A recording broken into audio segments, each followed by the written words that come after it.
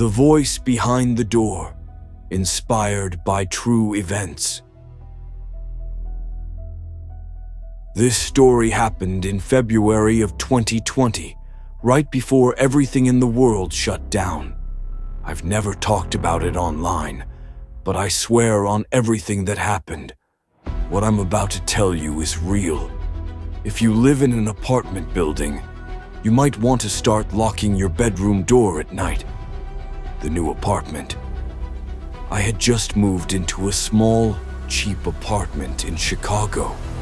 It wasn't in the best neighborhood, but it was what I could afford while working nights. The building was old, thin walls, flickering hallway lights, weird noises in the pipes. But nothing felt dangerous, not until the second week. That's when I first heard it. A voice, coming from the hallway, whispering, right outside my door. The first whisper. It was around 3:17 a.m. I remember the exact time because I checked my phone. At first it sounded faint, like wind, but then it became clearer. It was a man's voice, soft, low, right on the other side of my door. "Are you awake?" the voice whispered. I froze. My heart slammed against my ribs. My door had a peephole, so I slowly walked toward it, trying not to make noise. I looked through the peephole. Nothing. The hallway was empty, but the whisper continued. "I know you hear me." I stepped back from the door, every hair on my body standing on end. After about a minute, the whisper faded. The hallway fell silent. I barely slept that night. The next morning, I ran into my neighbor, an older woman named Mrs. Yates. She had lived there for over 20 years. I told her about the voice. She looked at me like I had just confessed a crime. Then she said quietly, "If he talks to you, don't answer. Ever." I asked her who she meant, but she just shook her head and hurried inside her apartment. I thought she was just being dramatic. I had no idea how serious she was. The second night, 2 nights later, it happened again. This time the whisper started earlier, around 2:40 a.m., soft at first, then clearer. "I saw you today," it whispered. My stomach dropped. I hadn't seen anyone unusual that day. The whisper returned. "Why didn't you say hello?" My hands were shaking so badly, I almost dropped my phone. Once again, I looked through the peephole. Empty hallway. But this time, something was different. The whisper wasn't right at my door. It was slightly above it. Like the person whispering was very tall, or standing on something. A chill rolled down my spine. The scratching. On the 4th night, the whisper didn't come alone. It started with the same soft voice. "Let me in." But then came a new sound, a slow scratching, not at the door, on it, like fingernails dragging down wood. Long, slow pulls. My eyes filled with tears, not from sadness, but pure animal fear. The scratching moved from the top of the door to the middle, then toward the doorknob.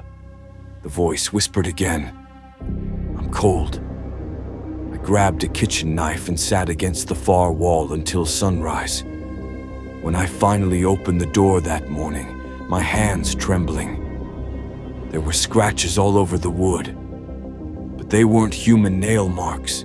They were too long, too deep, almost like claws.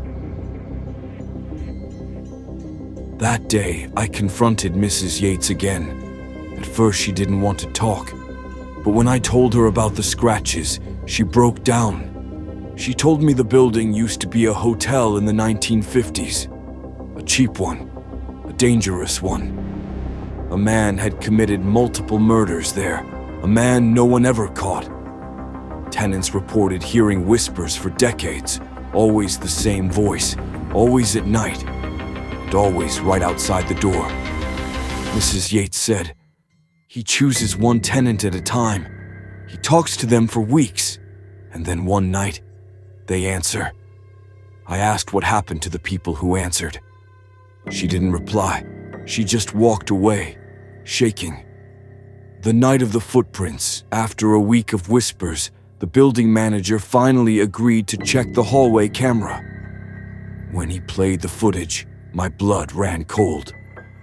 From 2:40 a.m. to 3:20 a.m., the camera showed the hallway perfectly fine.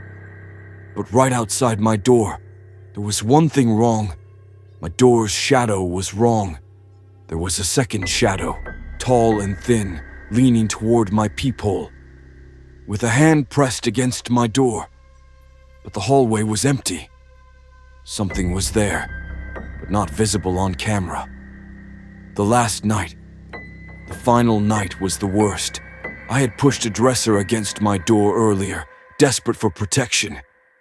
But at 3:03 a.m., boom! Something hit the door, hard. The picture frames rattled. The dresser shifted. Then came the whisper, no longer soft. This time it was angry. Answer me! Answer me! Answer me! The door shook violently as something slammed against it again and again. The dresser scraped across the floor. The hinges groaned. Wood cracked. I thought the door was going to split in half. Then everything went silent. For about 10 seconds there was nothing. Until a whisper right next to my ear. I'm already inside. I spun around. Nothing was there. But the window behind me was wide open. I didn't sleep. I didn't move until daylight. The aftermath, I moved out the next day. Left everything behind.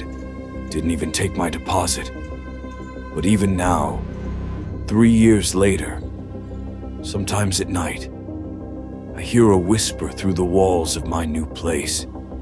And sometimes, when I'm trying to fall asleep, I hear fingernails sliding down my bedroom door. Slow, deliberate, waiting, and the voice, always the same. Why won't you answer me?